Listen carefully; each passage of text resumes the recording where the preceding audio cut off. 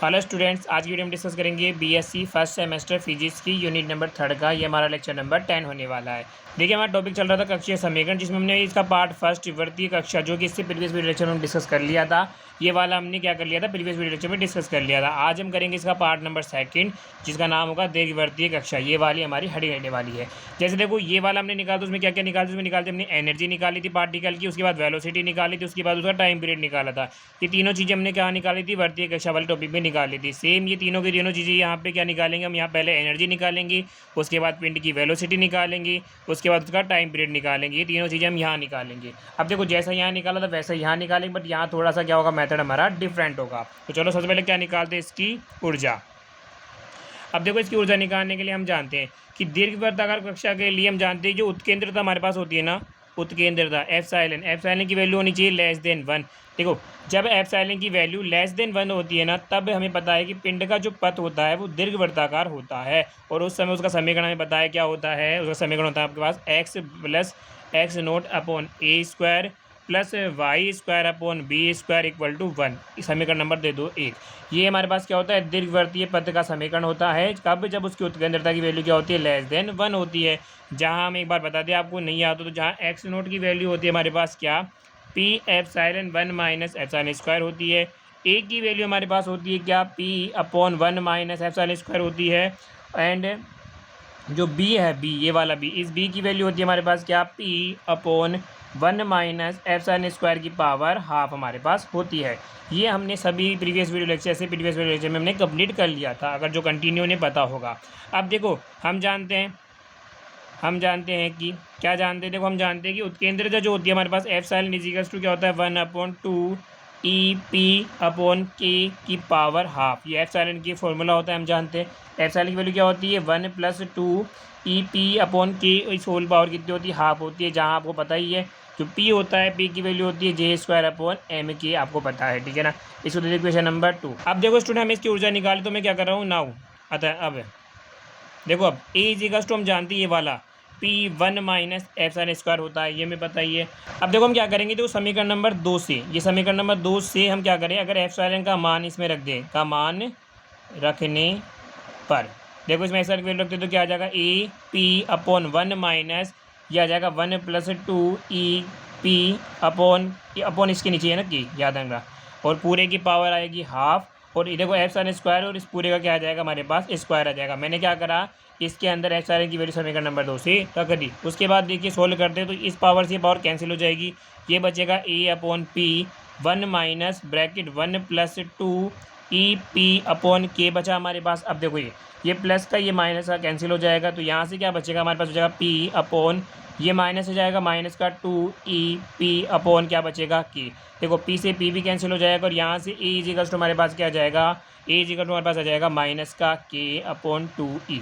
क्या आ गया, माइनस का के अपॉन 2 ई, यानी ए की वैल्यू हमारे पास आ गई ए, ये के अपॉन 2 आ गई। इसको देखो क्वेश्चन नंबर 3। अब देखो यहाँ ध्यान रखना, ये जो माइनस साइन है ना, ये माइनस साइन किसको बताता है, ये माइनस साइन ध्यान रखना पार्टिकल की बद्ध अवस्था को बताता है, यानी बाइंडिंग स्टेट को बताता है कि पार्टिकल बाइंड में है, ठीक है ना, बाइंड स्टेट को बताता है। अब देखो, ये ए से हमने ए वाले में एप्सिलॉन की वैल्यू रखी, ऐसे ही अब मैं क्या करूँगा, एप्सिलॉन की वैल्यू किस में रखूँगा, वी वाले में। तो देखिए, अब देखो student, B is equals to, आपको पता है बी इज इक्वल्स टू क्या था, P1 माइनस एप्सिलॉन स्क्वायर की पावर थी हाफ। वही हम क्या करेंगे, इसमें भी समीकरण नंबर 2 से मान रख देंगे, किसका, एप्सिलॉन का मान रखने पर। समीकरण 2 से मान रखेंगे एप्सिलॉन का, तो क्या जाएगा, बी इज इक्वल्स टू हमारे पास जाएगा P अपॉन 1 माइनस, देखो एप्सिलॉन की वैल्यू क्या थी, एप्सिलॉन की वैल्यू थी आपके पास 1 + 2 ई पी अपॉन के, इस पूरे की पावर थी 1/2, और इसका पूरे का क्या कर रखा है इसने, एप्सिलॉन का क्या कर रहा है, स्क्वायर। और ध्यान रखना, और इस पूरे की पावर हमारे पास क्या चल रही है, 1/2 चल रही है। मैं समझा दो अब क्या करा, 1 ऐसे कैसे, पहले देखो एप्सिलॉन की वैल्यू रखी, ये रही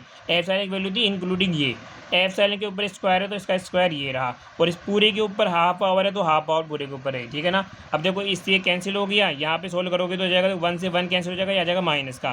तो बी इज इक्वल टू क्या आएगा हमारे पास, पी अपॉन माइनस का 2 ई पी और के, और इसकी पावर कितनी आ गई हमारे पास, रूट लिख दो, चाहो तो रूट लिख सकते हो इसको। अब देखो यहाँ से बी की वैल्यू क्या आ जाएगी, ये आ जाएगा हमारे पास P इंटू, ये रिवर्स हो जाएगा, तो ये कितना आ जाएगा, रिवर्स होने के बाद माइनस का के अपॉन 2 ई पी का रूट, ठीक है। मैं इसको लिख सकता हूँ क्या, P इंटू, देखो इसको हम लिख सकते हैं क्या, देखो माइनस का के ऐसे कैसे और 2e, थोड़ी देर के लिए मैं इसको ऐसे लिख लूँ और इसको लिख सकता हूँ 1/√p। अब देखो ये p है, इसको लिख सकते हो आप √p इंटू √p, तो एक p से एक p कैंसिल हो गया, समझ में आया। तो b इक्वल टू हमारे पास कितना आ गया, अब देखो ये रूट इसके अंदर चला जाएगा तो आ जाएगा p के -/2e और पूरे को लिख सकता हूँ रूट में, क्योंकि ये भी रूट का है ये भी रूट का है, तो दोनों रूट में आ जाएंगे हमारे पास। अब देखो यहाँ से हम जानते हैं क्या, p इक्वल टू हमारे पास वैल्यू होती है j² की, हमारे पास p की वैल्यू होती है, p की वैल्यू पुट करो यहाँ से, तो b इक्वल टू हमारे पास क्या आ जाएगा, रूट तो ऐसे कैसे, अब p की वैल्यू पुट करूँगा तो आ जाएगा j² ऐसे कैसे, और साथ में क्या चल रहा है हमारे पास k/2e चल रहा है, और साथ में चल रहा है माइनस का साइन, मैंने b की वैल्यू लगी ये वाली। अब देखो k से k कैंसिल हो गया, तो यहाँ b की वैल्यू कितनी आ गई, b इक्वल टू हमारे पास आ गया क्या, माइनस का j²/2me, क्या आ गया, माइनस का j²/2me।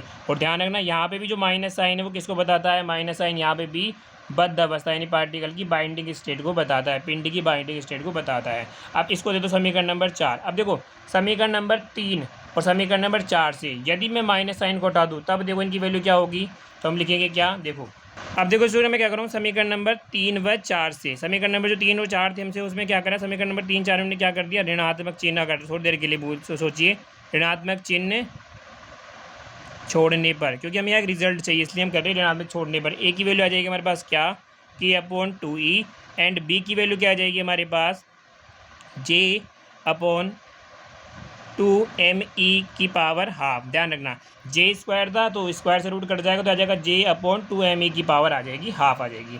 अब देखो यहाँ पे जो हमारा दीर्घवृत्त था उस दीर्घवृत्त में मेजर एक्स कौन सी थी, ए वाली, तो हम ए वाली स्टेट से देखते हैं, तो इससे अगर एक बार निकालें यहाँ देखो ना, अब देखो यहाँ से e की वैल्यू क्या आएगी, e की वैल्यू आ जाएगी k/2a, यहाँ से e की वैल्यू क्या आ गई k/2a, ध्यान रखना ये इंपॉर्टेंट है, e की वैल्यू क्या आ गई k/2a, और ये हमारे पास क्या आ गई इक्वेशन नंबर 5, और ये हमारे पास क्या आ गई दीर्घवृत्त की कक्षीय ऊर्जा की एनर्जी, क्या आ गई हमारे पास एनर्जी आ गई।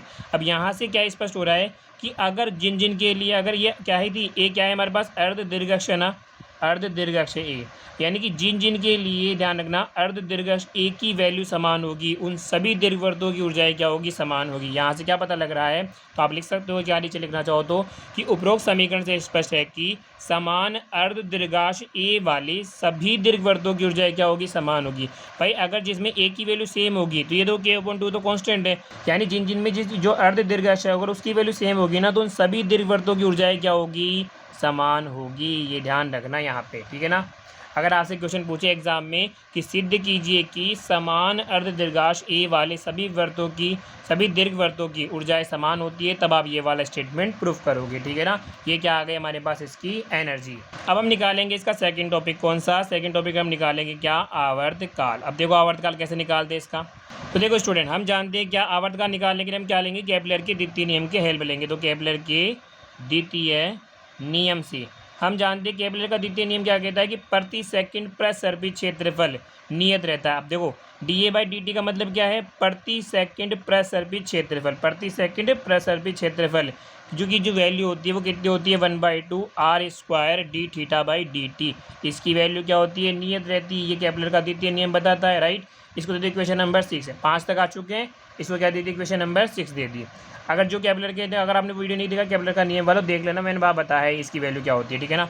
अब यहाँ से हम जानते हैं, अब देखो इसको देखो नंबर 6 दे दिया। अब देखो चूंकि हम जानते हैं, क्या जानते हो आप जानते हो कि कोणीय संवेग, सर क्या जानते हैं हम कि कोणीय संवेग J इक्वल्स टू क्या होता है, हमें पता है mr² ओमेगा होता है यहाँ से, या मैं लिख सकता हूँ J equals to mr² omega, हम जानते हैं ओमेगा बराबर होता है dθ/dt, ये आप छोटी क्लास में पढ़ के आए हो, तो यहाँ क्या आ जाएगा dθ/dt आगे यहाँ से। या मैं यहाँ से क्या कर सकता हूँ कि m को मैं देखो इसके डिवाइड में लिख के जाऊँ, यहाँ क्या बचा r² dθ/dt हमारे पास आ गया। अब मैं क्या कर रहा हूँ, देखो ये r² dθ/dt आया है ना, इसकी वैल्यू उठा के यहाँ रख दूँ समीकरण नंबर 6 में। तो देखो अब क्या करेंगे समीकरण नंबर 6 से, समीकरण नंबर 6 से ये क्या आया हमारे पास dA/dt ऐसे कैसे आ गया, यहाँ क्या आ गया, थोड़ा नहीं दिख रहा तो ऊपर कर लेता हूँ मैं इसको, यहाँ आ जाएगा देखो इसकी 1/2 ऐसे कैसे, 1/2 ऐसे कैसे, और r² dθ/dt इसकी जगह क्या आ जाएगा J/m आ जाएगा, या मैं लिख सकता हूँ क्या dA/dt इक्वल्स टू आ गया J/2m हमारे पास आ गया। या देखो मैं इसको ऐसे लिख सकता हूँ, अब मैं लिख सकता हूँ dA हमारे पास, या dA बराबर क्या आ जाएगा J/2m आ गया, और dt चला गया इस साइड में, अब देखो हम क्या करेंगे, हम लिखेंगे दोनों पक्षों में समाकलन करने पर। इससे पहले समाकलन करें, देखो आपका जो इक्वेशन आई है, हो सकता है मुझे इसका आगे काम पड़े, तो मैं dA/dt G/2m इसको दे दो आप इक्वेशन नंबर 7, अगर आगे काम पड़ेगा तो देख लेंगे ऐसे। अब देखो क्या करेंगे, समाकलन करने पर इसका समाकलन करोगे तो क्या आ जाएगा dA, और जब इसका समाकलन करोगे G/2m का इंटीग्रेशन करना है dt के सापेक्ष। अब t क्या है हमारे पास, टाइम है, और टाइम की वैल्यू क्या हो कहाँ तो होगी, 0 से चला जाएगा कैपिटल T तक हमारे पास चला जाएगा। अब देखो इंटीग्रेशन ऑफ dA बराबर J/2m तो कॉन्स्टेंट है, और इंटीग्रेशन आ गया 0 से t, और ये क्या आ गया dt।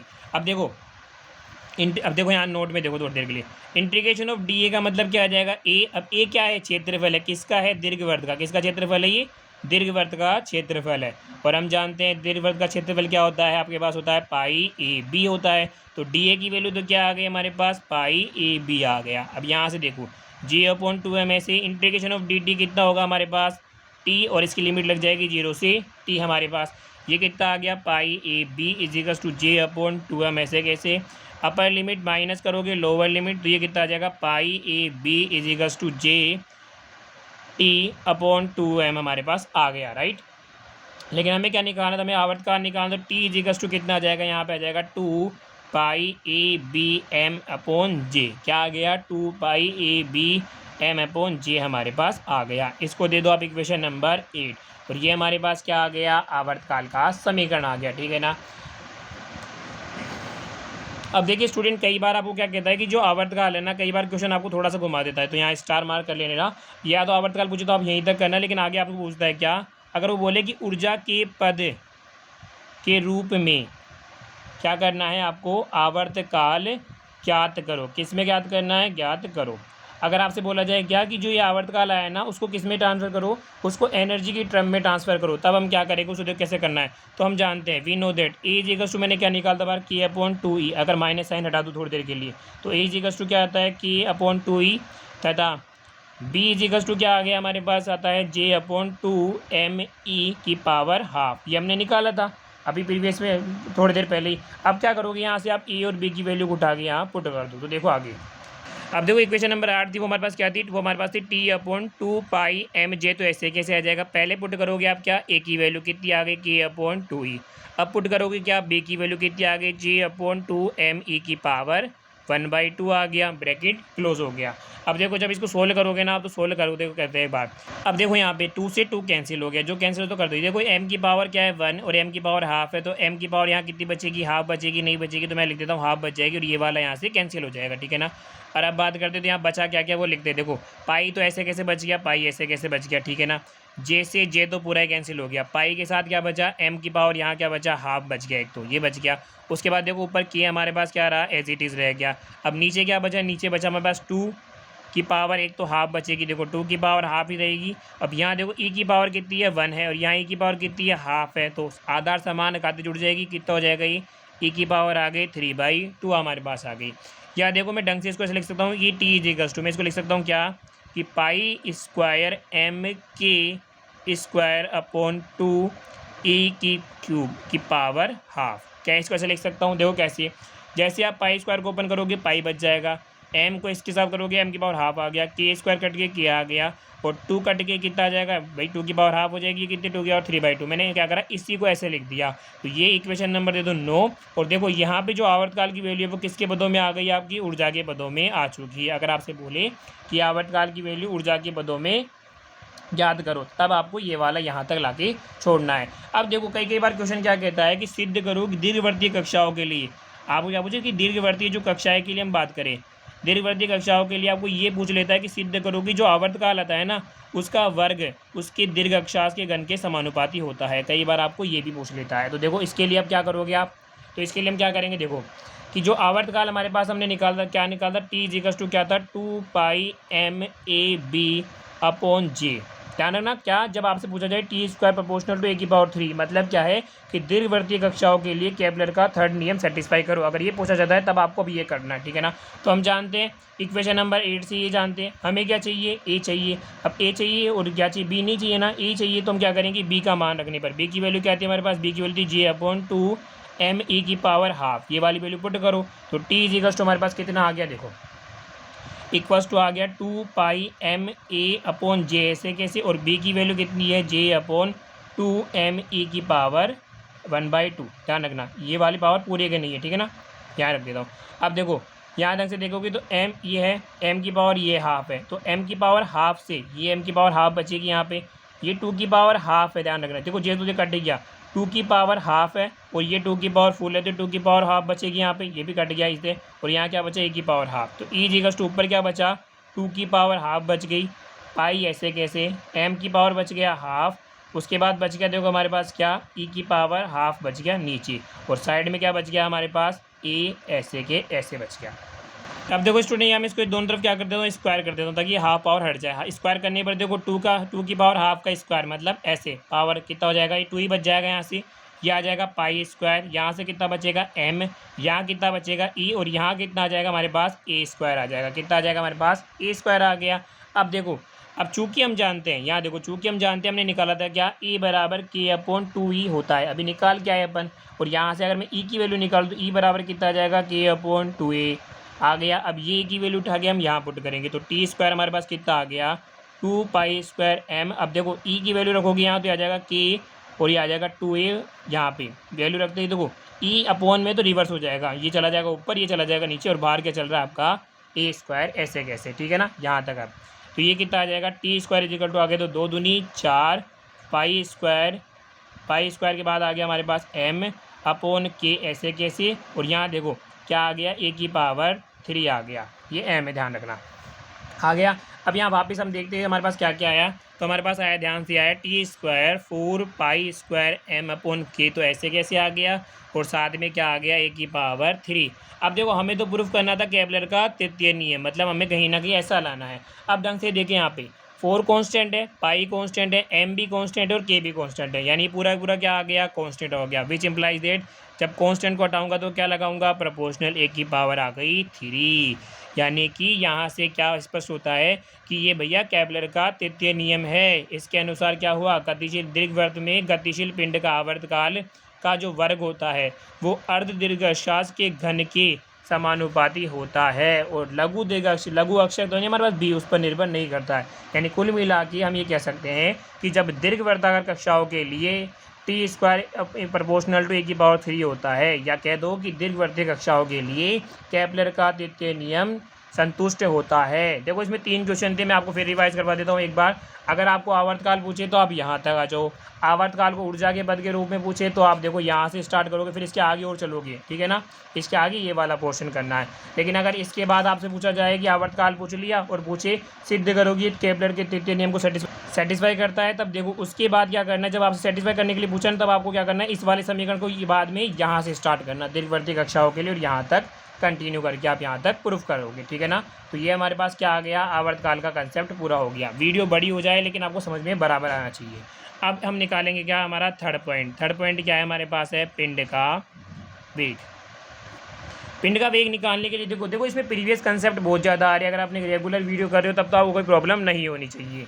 अब देखो हम जानते हैं केंद्रीय बलों में जो ऊर्जा होती है, ऊर्जा संरक्षण का नियम लगाते हैं, तो ऊर्जा की वैल्यू ई इक्वल्स टू हमने कई बार यूज़ करी है। क्या यूज़ करी है, मैं लिख देता हूँ, 1/2 m dr/dt का whole square plus j²/2 mr² plus u। हमारे पास ऊर्जा की वैल्यू हमारे पास यही होती है, ठीक है ना, ये हमारे पास क्या होती है, ऊर्जा की वैल्यू होती है।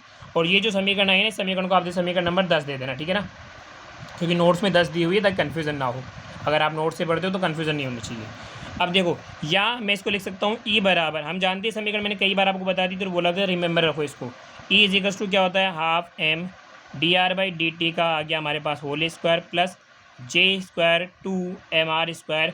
अब u की वैल्यू हम जानते हैं, u इजिकल टू क्या होता है, -k/r होता है। मैंने बता दिया आपको ये कैसे होता है, प्रीवियस वीडियो लेक्चर में बता रखा है। तो u इजिकल्स टू क्या पुट करेंगे, -k/r। इसको दे दो इक्वेशन नंबर 11।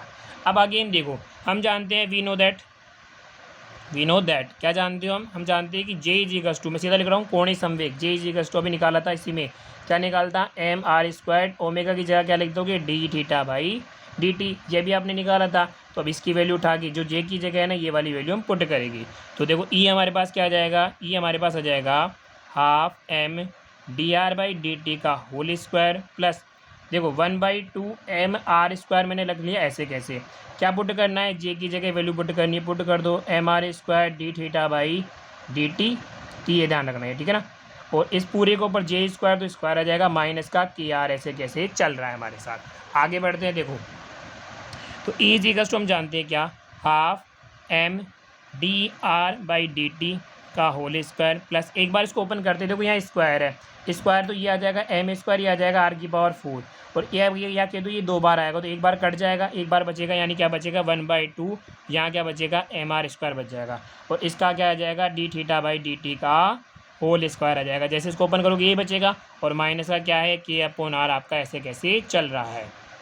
अब देखो क्या मैं इसको लिख सकता हूँ ई बराबर, देखो 1/2 और m, 1/2 m यहाँ भी है, 1/2 m यहाँ भी है, दोनों में से क्या कर सकते हैं, कॉमन ले सकते हैं। अगर यहाँ से कॉमन लिया तो यहाँ क्या बचेगा आपके पास, बचेगा dr बाई डी टी का होल स्क्वायर हमारे पास, और यहाँ से कॉमन ले लिया तो बचेगा क्या हमारे पास, बचेगा r D theta by D T का होल स्क्वायर, ऐसे लिख सकता हूँ मैं, r D theta by D T, दोनों का स्क्वायर बचेगा ना, तो मैंने पूरा क्या लिख दिया, होल स्क्वायर लिख दिया, और यहाँ क्या आ गया माइनस का के अपॉन आर आ गया। इसको दे दो आप इक्वेशन नंबर 1। अब देखो स्टूडेंट, हमारा जो पूरा टॉपिक चल रहा है वो आर और थीटा में चल रहा है, यानी ध्रुवीय निर्देशांकों में चलता है, और हम जानते हैं ध्रुवीय निर्देशांकों के लिए आर वेलोसिटी का आर कंपोनेंट जो होता है वो होता है हमारे पास dr बाई डी टी होता है, तथा वेलोसिटी का थीटा कंपोनेंट हमारे पास क्या होता है, D theta by D T, और साथ में क्या आता है यहाँ पे आर भी आता है। ठीक वैसे ही जैसे वेलोसिटी का अगर एक्स डायरेक्शन में होती है तो क्या होती है, हम जानते हैं D x by D T से दी जाती है, और वाई डायरेक्शन के लिए वेलोसिटी क्या होती है, D Y by D T से दी जाती है। कब, जब कार्तीय निर्देश तंत्र हो। इसके अलावा टोटल वेलोसिटी इसमें कैसे दी जाती है, V square is equals to, क्या कहते हो, वी इज इक्वल्स टू हमारे पास क्या होती है, वी एक्स का होल स्क्वायर वी वाई का होल स्क्वायर, इसकी पावर कितनी होती थी 1/2, ऐसे टोटल वेलोसिटी दी जाती है। ये किस में होता है, कार्तीय में, लेकिन हम किस में चल रहे हैं, ध्रुवीय में। ध्रुवीय में आर कंपोनेंट क्या होता है वेलोसिटी का, dr बाई डी टी होता है, और थीटा कंपोनेंट क्या होता है, R D theta by D T होता है।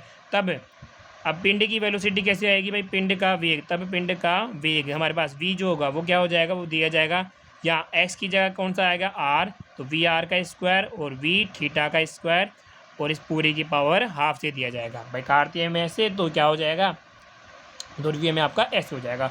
अब वैल्यू पुट करो तो v इज इक्वल्स टू हमारे पास कितना आ गया भाई, वी आर की वैल्यू कितनी है, dr बाई डी टी, और इसका क्या आ जाएगा होल स्क्वायर, और v थीटा की वैल्यू कितनी है, r D theta by D T का होल स्क्वायर, और इस पूरे की पावर कितनी है हमारे पास आ गई 1/2, या मैं दोनों तरफ स्क्वायर कर दूँ तो v इज इक्वल्स टू हमारे पास कितना आ गया, dr बाई डी टी का whole square plus r D theta by D T का होल स्क्वायर हमारे पास आ गया। किसकी वैल्यू आ गई है, वी स्क्वायर की, ठीक है। इसको दे दो इक्वेशन नंबर 13। अब देखो समीकरण नंबर 13 में ये वाली जो टर्म आई, अब ऐसे ही देखो आप जब नोट्स में देखोगे, नोट्स में दिखा देता हूँ मैं, समीकरण नंबर 13 में हमारे पास ये जो वैल्यू है dr बाई डी टी का whole square plus r D theta by D T का होल स्क्वायर हमारे पास आ गई, ये किसके बराबर आ रही है, वी स्क्वायर की। और समीकरण नंबर 12 में देखो सेम टू सेम ये वाली वैल्यू आपको यहाँ मिल रही है ना, ये वाली वैल्यू देखो ऐसे कैसे यहाँ मिल रही है, तो मैं क्या करूँगा समीकरण नंबर 13 से, और समीकरण नंबर 13 से ये जो वैल्यू है ना इसको उठा के कहाँ रखूँगा, समीकरण नंबर 12 में, ठीक है ना। अब ध्यान रखना, तो मैं लिखता हूँ समीकरण नंबर 12 व 13 से हमारे पास देखो ई की वैल्यू क्या आ जाएगी, ई की वैल्यू आ जाएगी उस दौरान half M V square minus K R. कैसे आई मैं एक बार समझा देता हूँ, देखो E is equals to half M ऐसे कैसे रहेगा, इसकी जगह मैंने क्या पुट कर दिया, वी स्क्वायर पुट कर दिया, आ गया माइनस का के आर आपका ऐसे कैसे चल रहा था, ठीक है। यहाँ तो कोई दिक्कत नहीं होनी चाहिए। या हमें देखो हमें क्या निकालना, हमें निकालनी वेलोसिटी, वेलोसिटी निकालने के लिए आप क्या करोगी, तो ये आ जाएगा ई, इसको इधर भेजोगे कितना आ जाएगा प्लस का के अपॉन आर, और साथ में क्या चल रहा है, इधर चल रहा है हमारे पास हाफ एम वी स्क्वायर, हमें चाहिए वेलोसिटी, तो वी स्क्वायर इजिकल टू कितना हो जाएगा, ये आ जाएगा इधर ई प्लस के आर ऐसे कैसे हमारे पास, और ये देखो ऐसे आ जाएगा 2 पहले आएगा इधर और m आ जाएगा इसके डिवाइड में, ठीक है ना। हमें वेलोसिटी चाहिए क्या, v, तो v इज इक्वल्स टू कितना आ जाएगा आपके पास, square root of 2m e plus K R हमारे पास आ गया। अब हम जानते हैं ये आ गई वेलोसिटी हमारे पास। अब हम जानते हैं इसमें क्या कि दीर्घवृत्त में पिंड की जो ऊर्जा होती है ई बराबर क्या होती है, माइनस का के अपॉन 2a होती है, जाके उस माइनस क्या उसकी बद्ध अवस्था को बताता है। अब ये वाली वैल्यू उठा के हम यहाँ पुट करेंगे तो हमारी वेलोसिटी क्या आ जाएगी, मैं यही कर देता हूँ, देखो तो वेलोसिटी क्या आ गई, v इज इक्वल्स टू हमारे पास आ जाएगा, देखो 2 अपॉन m ऐसे कैसे स्क्वायर रूट, ई की जगह वैल्यू क्या पुट करोगे, माइनस के अपॉन 2a, और यहाँ क्या आ जाएगा प्लस का के अपॉन आर आ गया, ठीक है ना। अब दोनों तरफ देखो के कॉमन आ रहा है तो कॉमन ले लो, v इज इक्वल्स टू कितना आ गया 2k upon m bracket plus वाली टर्म मैंने आगे रख ली, -1/2a आ गया हमारे पास। इसको दे दो आप इक्वेशन नंबर नेक्स्ट जो भी है, इक्वेशन नंबर 14 आ गई। और ये हमारे पास क्या आ गई, वेलोसिटी। वेलोसिटी क्या आई है, v = आया 2k/m ब्रैकेट 1/r - 1/2 है। यह आ गई जब कोई पार्टिकल दीर्घवृत्तीय कक्षा में गति करता है तब उसके पिंड का वेग हमारे पास इस फॉर्मूले से निकाला जाता है। तो आज के लेक्चर में हमने क्या क्या निकाला, देखो हमने निकाला इसकी एनर्जी निकाल ली, इसके आवर्तकाल निकाल लिया, आवर्तकाल हमने ऊर्जा के पदों में भी निकाला था, और t² प्रोपोर्शनल टू e⁻³ ये भी इसमें प्रूफ किया। उसके बाद इसकी क्या निकाली, वेलोसिटी भी निकाली। इसके बाद इसके साथ ही देखो हमारा जो टॉपिक चल रहा था कौन सा, कक्षीय समीकरण, उसका वृत्तीय पार्ट भी पूरा हो गया और दीर्घवृत्तीय कक्षा भी पूरा हो चुका है। तो दोस्तों आज की वीडियो में फिलहाल इतना ही। वीडियो कैसा लगा हमें कमेंट में जरूर बताएं। वीडियो अच्छा लगा हो या इससे कुछ सीखने को मिला हो तो वीडियो को लाइक ज़रूर करना। भले ही वीडियो बड़ी हो जाए बट समझाया मैंने इसमें पूरा है, और मैं उम्मीद करता हूँ आपको पूरा समझ में आया होगा। समझ में आया तो वीडियो को लाइक कीजिए, चैनल पर नए हो सब्सक्राइब नहीं किया सब्सक्राइब कर लेना, क्योंकि इसी तरीके से BSc से related PCM physics chemistry mathematics के वीडियो लेक्चर यहाँ पे उपलब्ध होते रहते हैं। इसके नोट्स और PDF के लिए आप हमारे टेलीग्राम चैनल ज्वाइन कर सकते हैं। मिलते हैं नेक्स्ट वीडियो में। Thanks for watching.